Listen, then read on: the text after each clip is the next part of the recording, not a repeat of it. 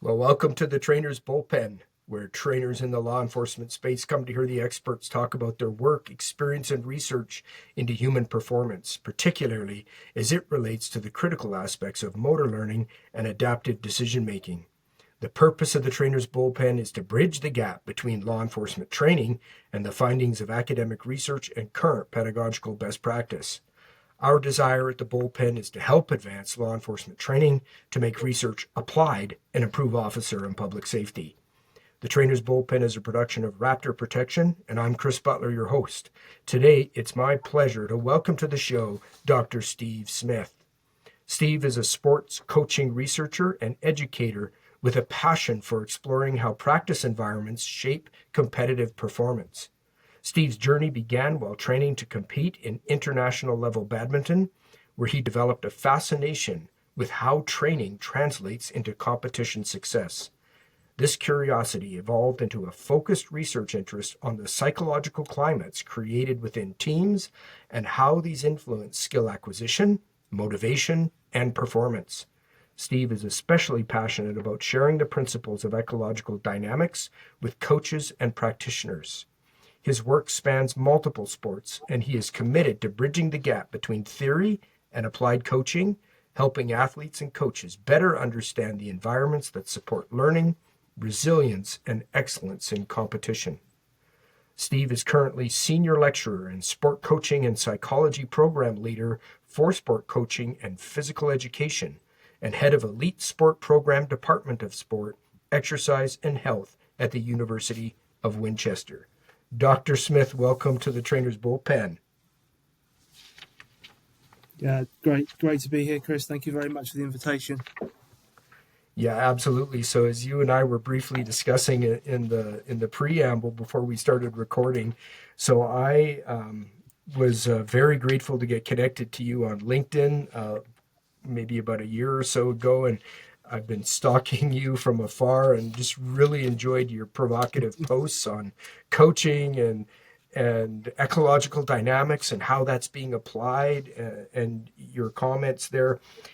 Steve, I read your bio, and it's wonderful, but sometimes there's a whole lot more, or not sometimes, there's always a whole lot more to the depth of our guests than what, of course, is in their bio. So could you just take some time and tell our listeners about your personal journey from international competitive athletics into sports coaching into psychology? How did that journey take place for you? Yeah, so like you said, there's always a journey, and I think the journey's the really interesting part because everyone's different. Everybody's base knowledge and then the way they develop is completely individual. I played badminton from a fairly young age, and I was fairly obsessed with it as I grew up. I then took a break from it, and I went back to it probably around 19, 20 years old, and then I really hit it hard then, and I was training many hours a day, and I got to the point where I was travelling across Europe to do the odd international tournament here or there. So it was a massive part of my life. Now, there was always this disconnect between what I did in training and all that work to build up to that. Could just be a half an hour match, in a tournament, and then that's it. For me, there was this disconnect with what I was doing in training and then what actually happened in match play, and I'd always felt that it probably got a little bit better the further my career went, but I think that was probably because I was starting to understand the errors that were happening in the past. Now, I came from a coaching environment that was particularly traditional, and when I say traditional, I'm very much talking about where coach education is. I'm not talking about traditional sort of learning theories. My take on the traditional coaching landscape at the moment is that it's this very linear environment where you have to learn skill A, and then that means you can then, once you've learnt that, you go to skill B, and then so on. And then what we can also do in that environment is we can take a skill. So if we look at badminton or any racket sport where you have a central base position and you move to a shot and then back to base, that could be tennis, squash, those sports. We would isolate individual shots. Now, I can't tell you how many hours I spent practicing moving from a base position to a corner and back again under completely predictable scenarios. I knew where the shuttlecock was going. I knew how it was going to be delivered there. I knew where I had to play it. And that was years and years and years spent practicing like that. And I would go to a tournament, I'd go to a competition, and it would be completely different. So, a bit of head scratching and not really understanding why things didn't feel right. And then as I started my academic career, I started to look into it a bit more and you start to try and find out what is it about your experiences that felt good or felt bad. And that very much led me, and it took a long time, and it wasn't just myself. I was talking to lots of people and very like-minded people, and we would chat about. I coached other sports as well, such as I call it football over here, but soccer over in North America. So coaching soccer, and I'd speak to people, and we talk about training drills, and we talk about making them representative, and just a few little things just started to go into fit into place. And then, like other people I speak to now, there's almost this eureka moment where they discover ecological dynamics or discover representative learning designs, and all of a sudden it's, oh my God, why isn't the whole of sport based around this system? So that was my fascination, and that was and I still now, I will read posts on LinkedIn, and I will listen to other academics and other coaches, and I'll always be thinking, oh, have I got this right? I'm so invested into what I think is right, and I always come back and think, have I got this wrong? Have I missed something? But every time I can't complete the square on what is being said, that there are massive gaps. So for me, the most important thing is that we have this academic world out there and loads of great research going on, lots of big complicated words and theories, and that's great. That goes and sits somewhere, but it doesn't often translate and move towards actual practice.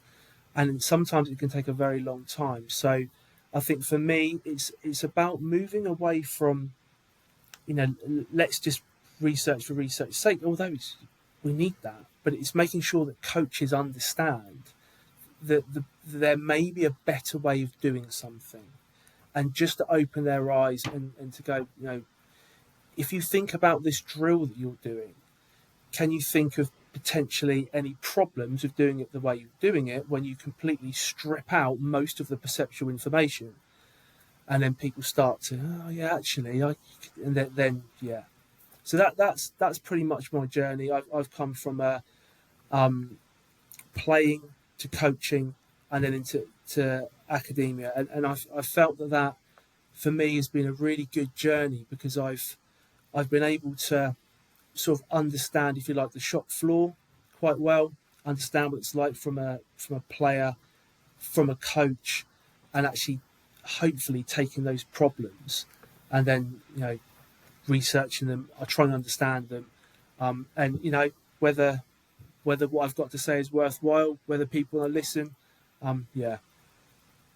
Fantastic. Well, I love the fact that you have that depth of personal experience, like you say, from the shop floor, because that's the wonderful thing about pracademics is you're bringing together a rich depth of actual applied real life experience in the domain, that in your case, that high level, elite level athletic domain, and the academic research together. And as I was listening to you describe your initial disconnect between your training that you were giving or your coaching that you got and what you were actually doing in the real performance domain. My mind went immediately to often what we see in law enforcement training, Steve, is exactly that, where we teach these non-contextual techniques or drills that are completely stripped away of any of the critical perceptual information that officers will actually experience in the field. And we just get them to perform some kind of motor skill movement. If they can just do the movement, and then what happens is as we see they can do the movement, then we go, okay, now it's time to start adding some, let's add some variability and context and put that movement into some type of a contextual environment. So when you realize that there was this way to go, this, you use the phrase ecological dynamics, and you often refer to it in your posts and in your writing as nonlinear pedagogy. Can you just, for our listeners, Steve, so can you put those two approaches in, kind of summarize them? So we've got the nonlinear, and then I guess it would be linear, or help us understand the distinctions between these two approaches. Yeah, so yeah, putting it in words and scenarios that is accessible. So linear is like I said before, a way to think about skill as you have to complete a movement, for example, a lower level movement, before you can then move on to the next. So if we took passing, so passing in any sport, okay, whether that be with the feet or with the hands. The first thing you need to be able to do is have an internal movement mechanism, so your general motorized program, where the body moves in a way that can project, move a ball or whatever you're throwing from you to someone else, right? That's stage one. And you've got lots of developments there. You know, it can be fine-tuned, it can be increased in several ways. And then the idea is, well, if we can do that, then okay, now let's put someone to pass to. Okay, so we've got a target. Next level might be, well, let's put someone in the way. So you have to avoid them. And then we go to the next level, and then the people are moving, and then we gradually move up. The problem with that, and I'm just focusing on the linear rather than non-linear, but that will lead into it. Mm-hmm. The problem with that is at those stages, you can start to develop some really bad habits. So one of the first things you need to be able to do when you pass in a sport, for example, is you need to find space. If you don't understand where you are in that environment, then you're not going to be able to make a pass anyway. So the skill is not just this bit of the jigsaw that we pull out and then we can work on and then magically put back in. It has a start, it has something that comes before it and something that goes after it. So those bits are often forgotten about with linear approaches and the traditional internalized, you know, if we can move one way, then that means we can move another way. So a non-linear pedagogical approach is one where we have an intention, for example, which might be, well, we want to be able to move the ball. So not pass the ball, but move the ball from A to B. And we include some of the constraints that are within that system. All sport and all self-defense, things like that, there's a system with constraints, and the constraints make up the system. So we keep those in place here and there and where we need to. We then don't get this lovely linear progression. I mean, linear progression is not always, straight lines going up. But we have a situation where we are developing, and performance might be really bad for a long time. But the idea is that after that, we've had a huge peak at the end because the behaviours that are developed are far, far better. A really interesting journey I've been on for almost 2 years now is that when I stopped playing badminton about 2 years ago. I literally just put my rackets down, having played for many years, and not really picked them up since. But I just walked off the street into a Brazilian Jiu-Jitsu gym. Had no idea what it was about. I've always been I did martial arts when I was a kid, and I've always been a fan of boxing. And I listened to, and I can't remember where it was on a podcast, but someone say that Brazilian Jiu-Jitsu was a fundamental element of, for example, MMA fighting. So you had to have a ground game, and BJJ was one of the best ones. So I walked in off the street, didn't know what to expect, and I walked into an environment, and a traditional environment where it is very linear. It's let's move this joint and let's move this compliant partner and let's practice this. And then, thankfully, the next part of the session tends to be where you go and do your rolling, where you go and do your sparring. The first part is where and I think it's almost it's intentions led on steroids, where this is what you need to do, and that's it. There's no deep learning. The deep learning occurs when you go and do it again and again and again in a live situation. So for me, it's been such a wonderful learning journey for me, because I can see the traditional martial art approaches where it literally is pulling out skills and isolating them without really any resistance, almost complete compliance. And then it's the ability of that person to then implement it. And that's where we get stuck. And then we can start to talk about, okay, well, if we're just isolating, we're just relying then on someone's ability to be able to put it into practice, and that can vary, and we might make mistakes.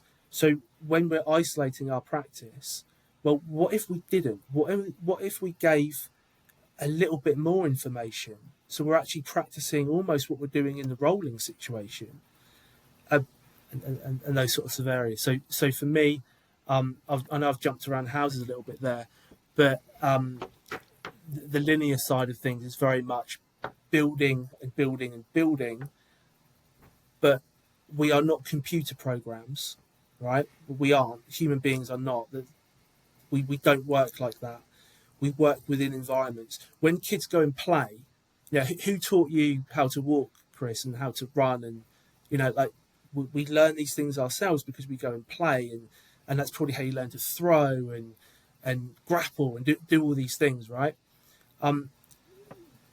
We don't need to have all of these steps a lot of the time. And I think the big problem that we've got into is that we have leaned too much on information processing theory and these linear approaches, and we believe that, like a computer, we have to learn in these levels and these stages rather than experiencing the whole environment. And we can deal with it, right? We are capable, but we just need to accept that we might not be progressing at this lovely rate.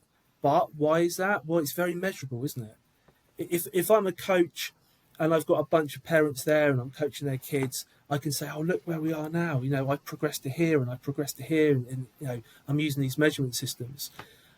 It's very difficult where in an ecological dynamics environment, you might not say anything for the whole training session, and players might look like they're getting worse.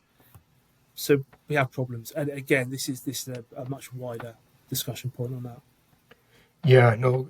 So love that. Couple of things I just want to point out is when you said training is not linear, Steve, I think that is such an important concept for coaches and trainers to understand, because in my experience, the traditional view in law enforcement training is just exactly what you described is, and trainers will even often have like a checkbox, a checklist where the students have demonstrated that they can do this correctly, and now we'll go to the next one, and they demonstrate they can do this correctly, and they progress in that fashion. But what happens is, when they start adding pressure and more context on, and what happens is the student's performance dips, because now there's in the struggle, right? They're now trying to actually solve real problems, and their performance drops in that healthy struggle.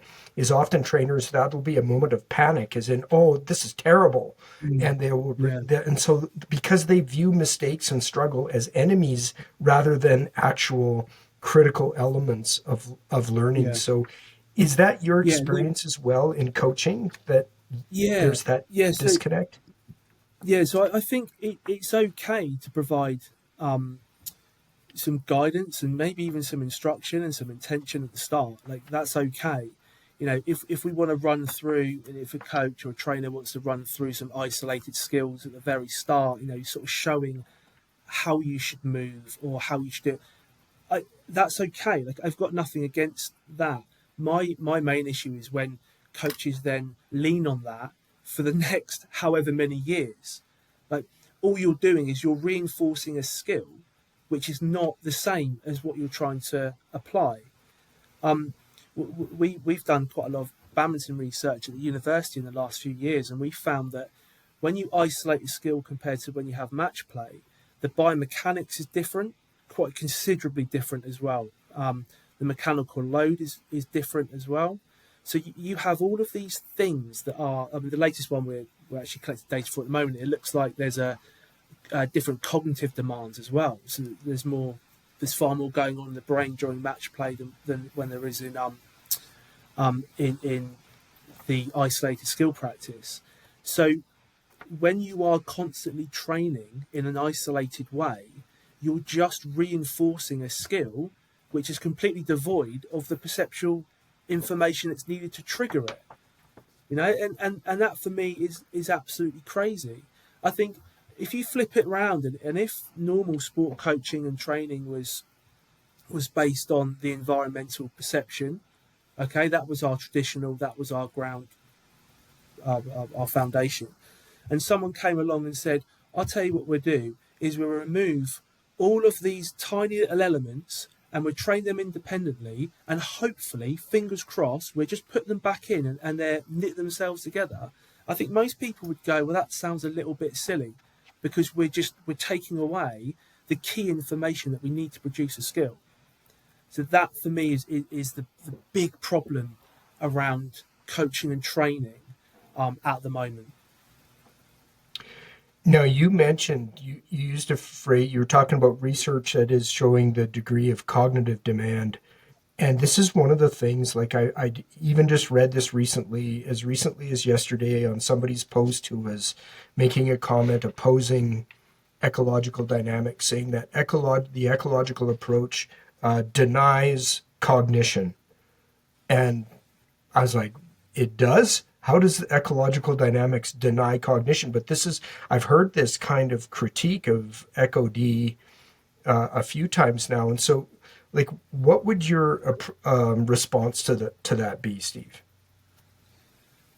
Yeah, and I think we get into this, and I think it's a show of the times. Really, we get very polarized into, you know, you're either in one camp or the other. You know, politics at the moment, I think, is a clear example of that. You know, you're either in that tribe or that tribe. I mean, humans are very tribal, but it seems now that it's more so than ever. So I think we get into this. It gets to a debate where you're either one or the other, and therefore, one is, well, that's just cognitive, and this one's just behavioural. Well, what I think then we get lost, and what we need to do is look at what you're trying to achieve. So let's look at what you want the outcome to be, right? If you want the outcome to be someone who is able to conduct a certain movement within a environment that has loads of variation, loads of variability, lots of different things can happen, and can change like that, you know, in a split second. That's where we need to get to. So I think the whole, people saying, oh, well, the cognitive is probably linking back to, well, you need to think through these phases. I mean, cognition is going to be happening all the time, right? It's just how do we how do we get to the point that we want to have something occur? Well, we need to have our behaviours need to be set first of all, because if you have really poor behaviours, then that's where we're going to have skills that don't adapt effectively, that don't work properly within that environment. So yeah, I think for me that one is very much based around almost the two camps sort of butting together, and I try. What I always do when I speak to people is I always have the what we're trying to achieve, rather than, well, let's have an argument for argument's sake. Let's just see what we're trying to achieve, and then almost how we get there doesn't really matter. But what we need to focus on is what is the learning environment and the practice design. What does that need to look like to achieve the outcome? Right. That's very good. That's so helpful, because I do agree with you that whether we would describe ourselves as eco D coaches or not, I think we can so easily lose sight of the fact that the people we are here for as coaches and trainers are our students and our athletes, and whatever is going to produce the richest, deepest learning to build resilient, adaptable people, then that's what we need to model our coaching efforts on. And I think we can get so distracted into the tribal arguments about what is the language that's proper, and epistemological, ontological arguments that then distract from the entire effort of what we're trying to accomplish.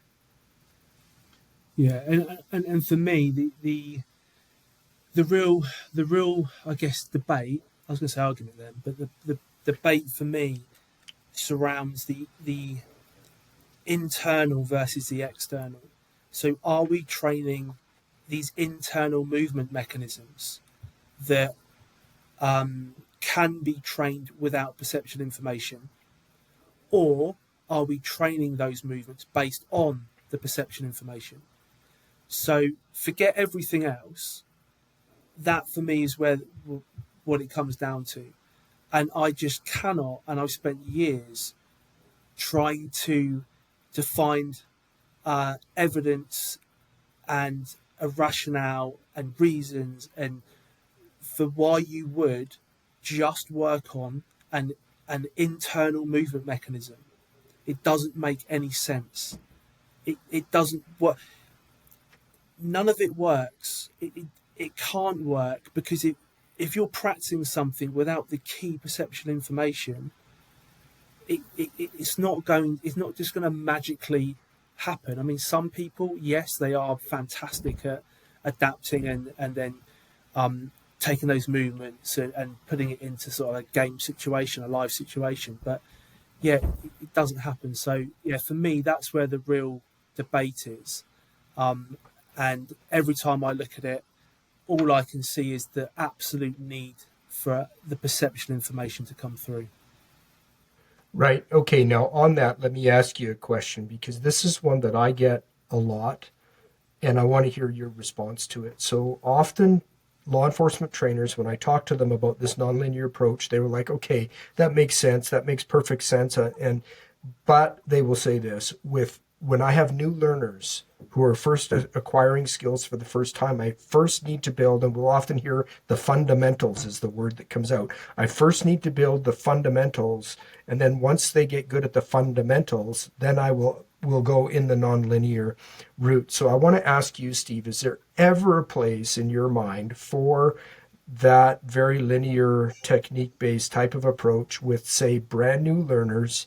And if there is, how do we understand that? And when do we stop doing that and go into nonlinear? Or is it your opinion we should start, even with brand new learners, with a nonlinear perception action coupled approach right out of the gate? Yeah, I think first of all, you got to look at risk and the danger of the activity you're undertaking. Now, if you're boxing or if you're in some form of combat sport, that might be very different to if you are hitting a ball over a net or kicking a football, whatever. So I can absolutely see that there is a risk element. People need to keep themselves safe. So you might have to have a very controlled, instruction-based environment. Absolutely, and yeah, look, people get very good at things from traditional ways of learning. So not at any point do I ever say that's wrong, because clearly it is right. Okay, because people do develop, but I mean, a classic example is again from, and I'm so glad I did it from my education and my research, and then moving into a brand new sport, is that I found that I could be shown something and just not get it in BJJ on the mats, and then all of a sudden, a couple of months down the line, I found it again, and then a couple of months down the line, I've used it effectively. And it wasn't because somebody showed me; it's because I had the ability to explore. And a big area of ecological dynamics, dynamical systems theory, is this idea of self-organization, where if you put an organism, a person, into the environment with the constraints, we will find and explore our way through to a position where we can adapt and we can achieve something. And then the coach's job, the trainer's job, is then to help and support and maybe guide at times towards the right path, and maybe ask questions around if things aren't going particularly right at any point, or whatever they think. But I would suggest your listeners to think about this as well. Is yes, you can show a skill and movement in complete isolation, but is that skill and movement based on a trigger that comes from the perception of the person? And the answer will inevitably be yes, it is. So then you have to decide, how long do you keep training something in isolation? And I don't really know the answer to this. I think it's very difficult to work out, and it'll be very individualized. But how long until you start causing a little bit of damage, the maladaptive behaviours? Then, they might have some behaviours that don't link in that perception. I found that when I was playing, I was moving in a way that was based on how I moved in my training drills, not responding to the actual environment that I was in at that point. So that's a very tricky one, but because of the fact that if you're looking at sort of self-defense, yes, I can see there's an argument, but you don't want to be there too long, and you always,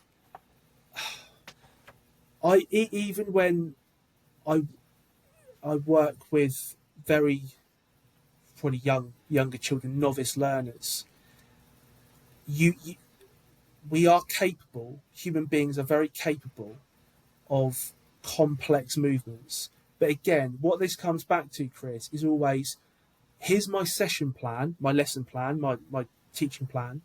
I want to achieve this today. Here's my objective. How do I get there?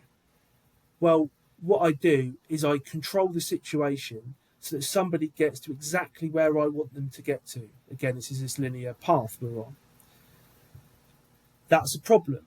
So, and again, I've posted about this recently, is that it becomes very not dangerous, but in the way of training and teaching somebody.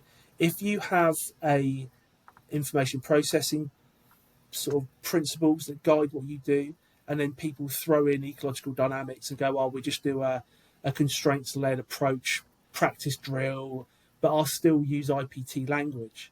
So I'll still say, no, don't do that. Stop doing that. You need to do it like this. You need to do it off of my blueprint, because we need to get you to here, because that's what my objective says. That becomes very, very dangerous. So I think and going back to your original question, I think what happens is people look at ecological dynamics from the principle and philosophical position of the traditional information processing theory approach, and they go, well, how do I do this because it doesn't fit with my beliefs? And that's where we get problems. And that's where I think the whole industry needs a bit of a system reset around how we actually believe learning takes place. Yeah. That was a bit of a mic drop moment for me. I'm sorry for the pause, but I loved what you said. The whole industry I went round the needs. houses a bit there, sorry. Yeah, no, no, that was great. But what you just said, to summarize that, the whole industry needs a system reset to consider how we think learning actually takes place. Now, you had mentioned about potential for maladaptive behavior. And so I want to go build on that because this was a post that you made, Steve. You said, "Why the earliest stages of learning matter most" was your title. And then you wrote this: "When an athlete first learns a skill, the brain is in a unique and critical window. Research shows that the primary motor cortex is most active during this initial phase. It literally lays down the blueprint for the skill." So, can you, I think that's what you were inferring earlier when you were talking about the early stages of learning. So can you build on that and how that might lead to maladaptive behavior during that stage? And then what does that mean for our coaching design and delivery? Yeah, absolutely. So a good example, and again, I can, if I can use soccer as an example, when let's say kids, novice players first start passing the ball, if their focus and their learning is because you know they're sponges at that time, they're picking up all this information, they're developing their pathways for how movement should be, and then we trim away what we don't need, and we have a solid, better movement. Now, the problem will come if you isolate passing and you don't involve the perceptual information. So, like I said before, a key element to being able to pass is finding space in the first place. So if I don't have a look around and use my visual search behavior, I can't find space in the first place. Doesn't matter how good my passing is, right? We find this with shooting in soccer as well. Is when you shoot, you don't have this lovely ball position and no pressure situation.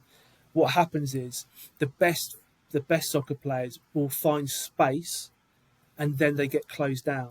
So the skill is to find the space and then they need to shoot under pressure. So if I go back to the passing, what happens with the passing is that you can develop, you can spend a year developing a great internal mechanism so to get the leg swinging in the right way, the connection's brilliant, short pass, mid-range pass, long passes, outside of the foot, you can do it all.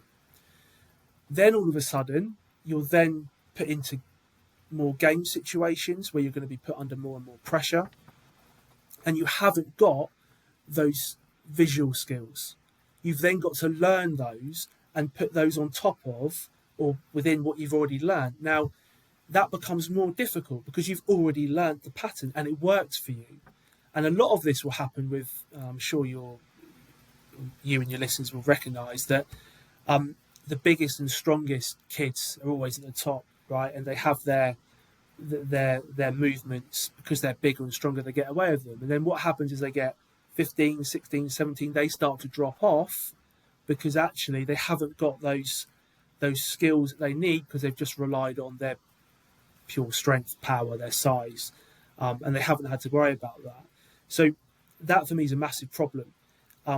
If you coach and teach something in isolation a lot, then you are going to develop behaviours. So, for example, when you go to pass, you're not going to have already looked, and you're just about to pass, you get tackled, and you now can't pass the ball. So we find that a lot in soccer, sort of at the levels, is that the higher level players, and certainly the pros, will be constantly scanning around the pitch, looking at where they are, where they can get the ball, if their teammates just made a run, and it's not as simple as just where people are located. It's body shape as well. So it's looking at the body shape of players and which way they look like they're going to be able to turn. Yeah. So are they in a position where actually they're going to be coming towards me, or are their feet not in a position to do that, but they're in a position to go laterally? So all of that information can start to. It needs to be there, but it's not worked in there from the start. But the skill's already developed, and the question then is it then too late? You have to almost rip that skill down and start again. Yeah, wow, that is really good. And as you're talking, Steve, my mind is thinking of law enforcement firearms training, for an example, where we bring new people, we put them on a line, shoulder to shoulder, on a static firearms range. They can't move, they have to stand stationary. They shoot at a non contextual silhouette target. And we do that hundreds, if not thousands, of repetitions.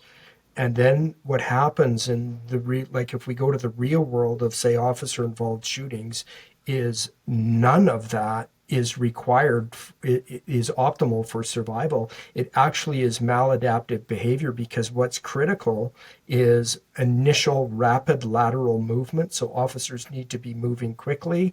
They need to be able to hit a moving threat, because subjects don't stand stationary. They're moving. It's a very interactive, dynamical system. And so then what we like, the average hit rate in officer involved shootings is around 30%. 70% of the rounds that officers fire miss. And also 64% of officers, when they get struck by gunfire, they're getting hit in the very upper chest, the neck, the head, because of that we've created a maladaptive behavior of stationary behavior by officers through range training. So what you're saying is, it's like really sticking with me. I think that is so important. I think that example is a perfect one. You know, what we actually training people to do. We're training them to what? Look down an aiming sight in a very. I mean, you're forgetting there as well, Chris. Right. So this is a really interesting one. We often don't consider the anxiety in the situation as well, because you can imagine, like, not only are people moving, and not only do you need to be moving, but the anxiety that those people will be feeling in that situation as well will change everything. So by just standing nice and controlled, nice and relaxed, upright position, looking down the sight of the gun and shooting a static target, it is literally a skill which is not then used. So that for me is a prime example of we're training a skill that isn't actually going to be used in the real world. Right. And not only is it not going to be used, but like you said, if it creates maladaptive behavior, it may Yeah. actually lead to behaviors in the criterion environment that can lead to incredible risk, if, serious injury or death for Oh, officers. absolutely. Yeah. So, and again, by standing upright, obviously, and that's how you then deliver the skill. That's how you've learned to do it. But that's one of the worst things you can do, right? You don't want to be the standing stationary target, like you've just said. You said the amount that the fire that officers take in that region, and that's going to be from stationary, not thinking about their movement. So yeah, you're absolutely right. It because what people fall back on the way they're trained, and if the training has got all the problems in it, well then you're going to have that when you go and deliver that movement. Right. Now, Steve, one of the you've mentioned, I think, two or three times now, this phrase constraints. So can you tell us about that? Help our listeners understand. So in the nonlinear pedagogy, ECOD world, what are constraints, and then how do coaches, what do coaches do with them? How do we use constraints in training? Yeah, so think of so if we go to sporting world, so within a sport, the constraints are basically they're the system constraints. So it could be the pitch, court size, where the lines are. It can be what the opposition can do, what you can and can't do. If you have how much time you might be afforded or given with a ball, for example. We constantly are constrained by the system that is created by the sport, by the rules, by the environment. So if we work to the constraints, that's great because we work to the task constraint, which might be, you're not going to have very long to make a decision. So that's a massive constraint in most sports. But a lot of sports, when we isolate skills, you have lots of time to think about it, and you're not practicing or learning with some of those key constraints. So that is essentially what it is. And I look at sports more and more now as these systems of people that come together within an environment, and it could be equipment in there as well. And everybody will come with different speed and strength and those elements. So they are the constraints of the system. The problem we get in coaching and teaching is, constraints-led approaches are a very popular saying. And when people don't really understand it, and I see this a lot, they just add a constraint for constraint's sake. So it could be, I had a really interesting, I cannot remember if this was a conversation I had or whether it was face-to-face with someone or whether it was on LinkedIn, but we were talking about whether you would use number of passes before you can do something as a constraint. Now, yes, that's a constraint, but is that a constraint of the game? Well, no, because what that is then teaching you is that if you want to play a forward pass, which is the intention, but you want to maintain control of the ball, for example, so you want to have at least 5 passes. Well, what if the forward ball was best played after the second pass? Well, you're not allowed to do it. But that's not a constraint of the game. That's not a constraint of the system. You've artificially created a constraint. Now, you could argue that that's working to a constraint because you want to maintain the ball, and you could argue that possession, better possession, is a system constraint in some way. But that sometimes is where coaches and trainers start to lose their way a little bit, where they don't understand that the constraints are what basically makes up a system.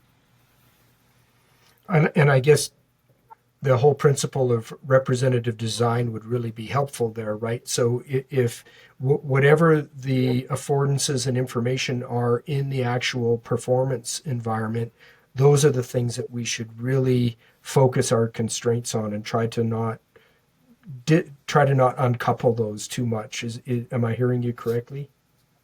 Yeah. So if we take the shooting range example, so let's unpick it a little bit. What are the constraints? Well, the constraints are I'm going to be shot back at potentially. So that's a constraint of the system, that I don't have the ability just to stand there as a stationary big target. A constraint would be that there's a moving target. So by shooting at a stationary target, well, that's not a constraint of the system. That's completely different. You're not going to have somebody that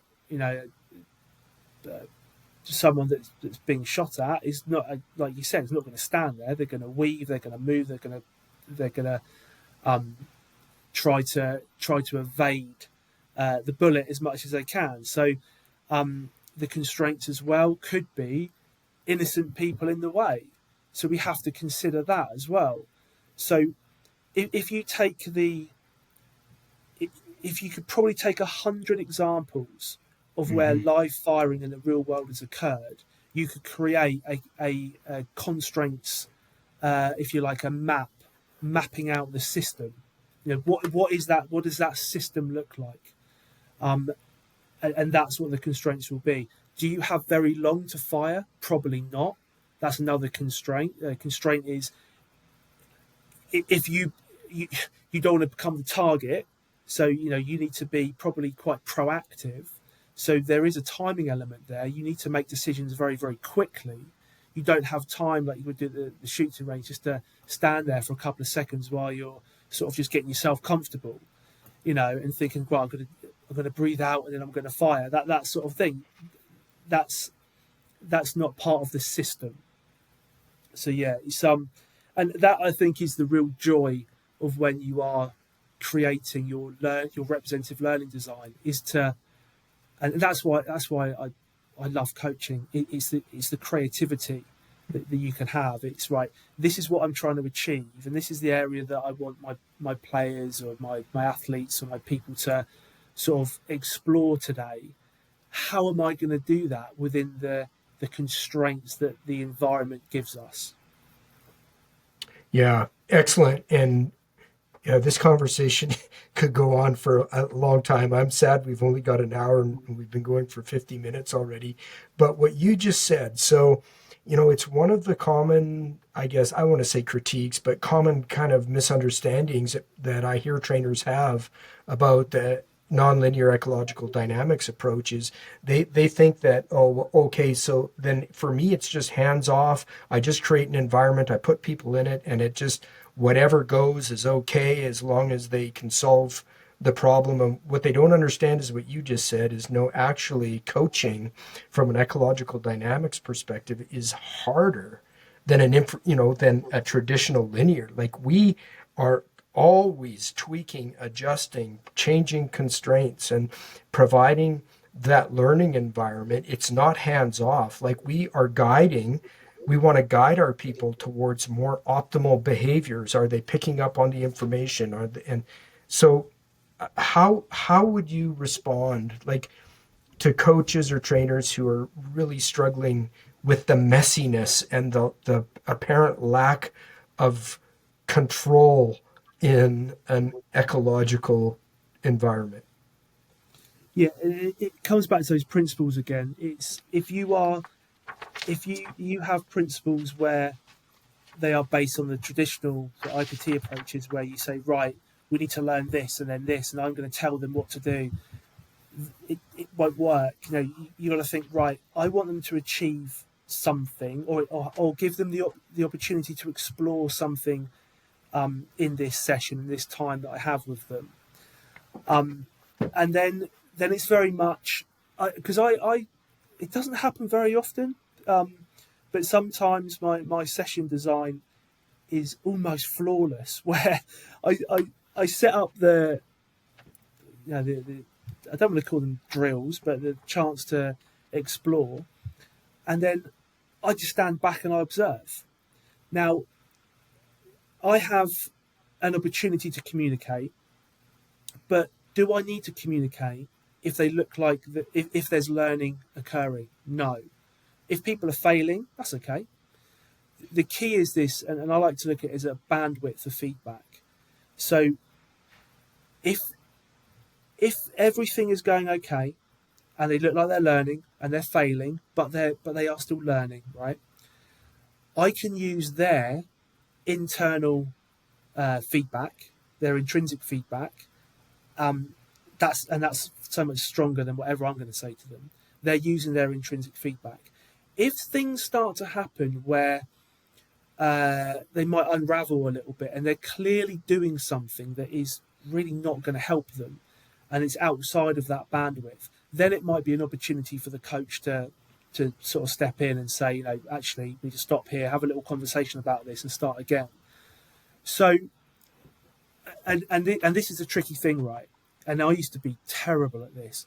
I couldn't ever let the control go in the session. I was always barking orders and always telling people what to do, and being in there. But the more you look at it, the more you think, well, actually,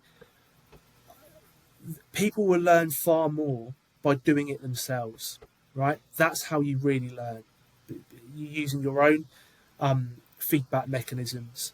That's how that deep learning occurs. So if people are doing that, then let them do it. You're just there to facilitate that environment. And that is where, yeah, it can be messy, but it depends on, again, what your foundation is, what you believe to be how people learn. But it doesn't have to be messy.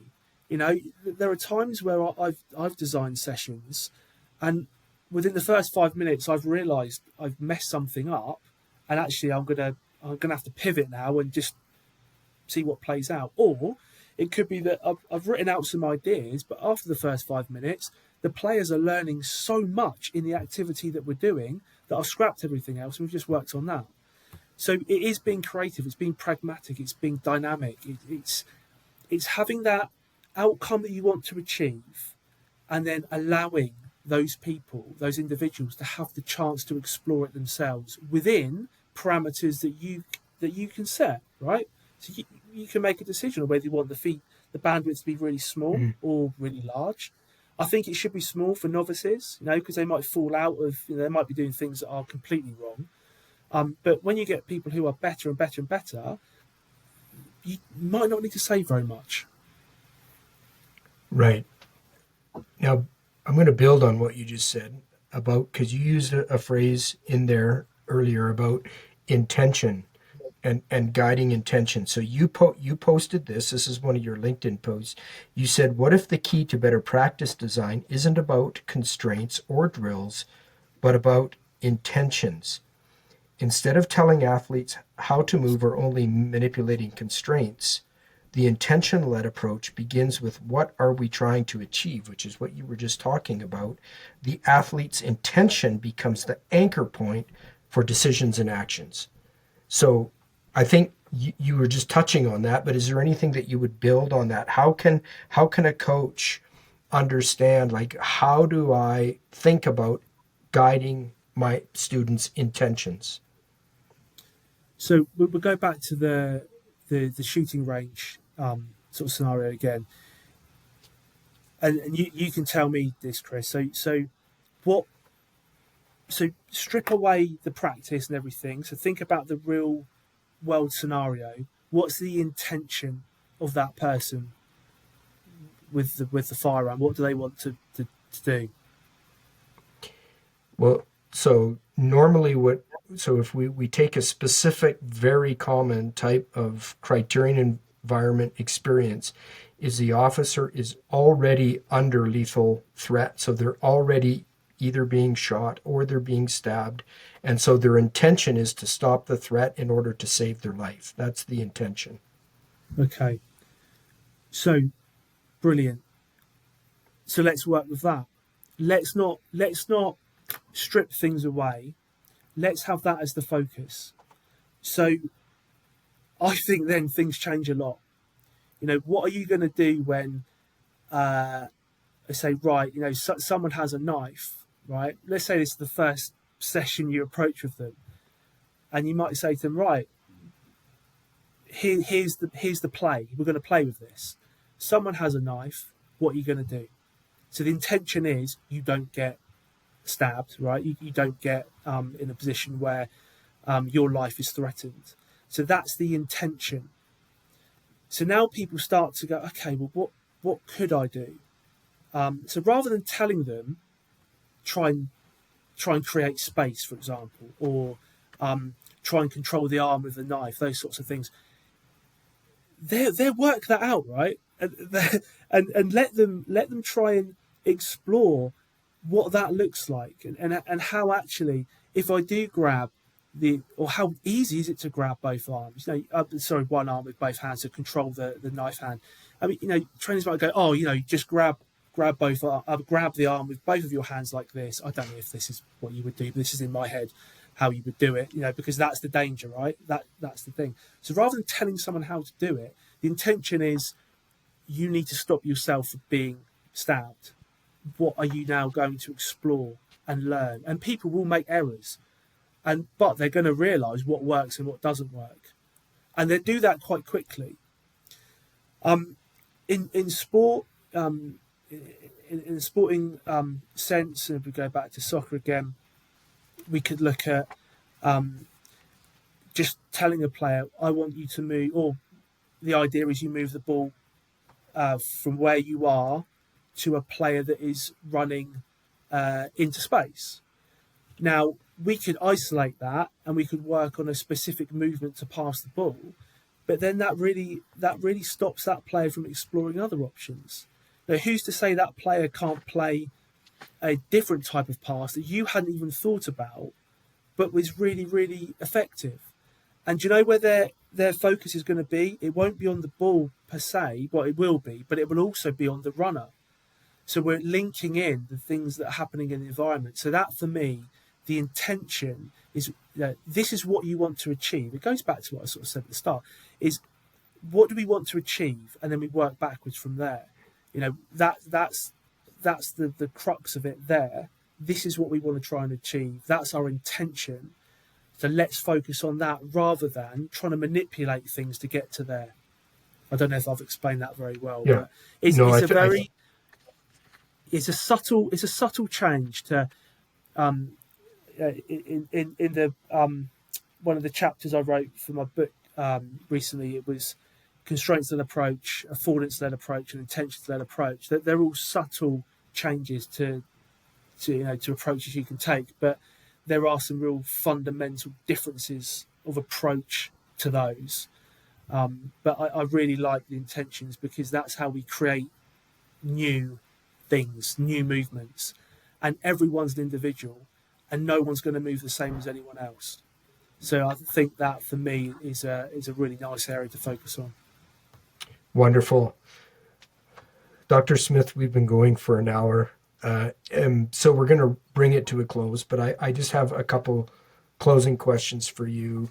So if there are trainers, coaches listening to this podcast, and they're like, okay, I really want to start exploring the ecological nonlinear approach, where would you suggest they start? What resources would be accessible to them? I mean, accessible in an understandable way for non-academic, like practical ways for them to begin to start shifting their coaching and training. What would your suggestion be? Not that I want to plug my book that's coming out very soon, but I was really lucky to connect with a lot of great coaches, and we produced a book that has the first part is the fundamentals across any sport activity, the fundamentals of ecological dynamics, moving into practice design, and then communication and feedback. And then the second part is with the wonderful contributors that I've been working with, that they've picked out specific sports, and they've talked about those sports. So it's resources like that. It's resources such as the wonderful podcasts and videos, YouTubes and YouTube clips that people could just get their start to get their heads around. But I think for me, the best advice that I would say is, rather than thinking, okay, I'm now going to try a constraints-led approach, you're better off really reflecting upon how you believe learning occurs, and whether it is internal mechanisms or external mechanisms that teach the person what to do. And if you start to reflect upon that, you are going to be in a better position to start to understand why lots of the research and lots of people now are really pushing towards ecological dynamics approaches, and I think that's the real key. So it's changing and reflecting upon how and it comes back to how you've been coached. I call it regurgitating coaching. You always you tend to regurgitate how you've been taught. Now, what happens then is you might end up being taught by somebody who from the 30s, because as the generations move on, if we don't update our understanding of learning, then we end up going all the way back to the start. So it's very, very important that you have that reflection first of all, rather than just going, I'm going to dive in and try something, because it might not work if you don't have those principal foundations underneath what you're doing. Fantastic. And I know that you were understandably hesitant to want to promote your book. I get it, but I'm not hesitant. I've been very excited for your book that's coming out, and congratulations on that, by the way. That's a huge lift and a big accomplishment.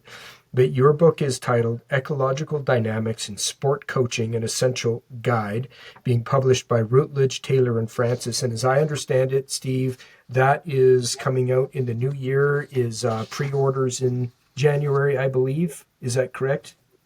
Yeah, at the moment, I think the date will be January. I think you could pre-order it now, I believe. But yeah, the idea of this book was there's a load of books on academic books on ecological dynamics that go into, the real depth. And they're great, they're absolutely fantastic. But are they accessible for coaches? You could argue probably not. So I wanted to produce some material that a sport coach, an undergrad student, a PE teacher could pick up, and it's far more accessible. And it's written by coaches as well. It could be from academics, or I've got, there's some great coaches out there in the book with their specific sports. So it was a real chance for those individuals who have trained this way for a long time and seen the benefits and really understood how people learn, how we acquire skill, a chance for them to have a voice. And hopefully it'll be well received by individuals, and it is written for coaches more so than anyone else, really. That sounds great, and is certainly needed in our industry. Is something that's very accessible, hands-on, and something that we can understand and then begin to apply in our coaching and in our training. So, thanks for that contribution to coaching. We've been speaking with Dr. Steve Smith, senior lecturer in sport coaching and psychology program leader, and head of elite sport program department at the University of Winchester. Steve, thanks for being on the Trainer's Bullpen and giving us the gift of your time today. Thanks, Chris. No, it's been an absolute pleasure. Thank you very much. Well, we hope that you've enjoyed this episode of the Trainer's Bullpen. And as always, our encouragement to you is that you would reflect deeply about the critical aspects of this interview and how you can apply the principles that you heard to advance your training and make your students more effective and adaptive performers in the real world. As a reminder, all of the research papers, as well as the other links, are available to you over at the Trainer's Bullpen website at trainersbullpen.com. Thank you for your dedication to advancing officer and public safety.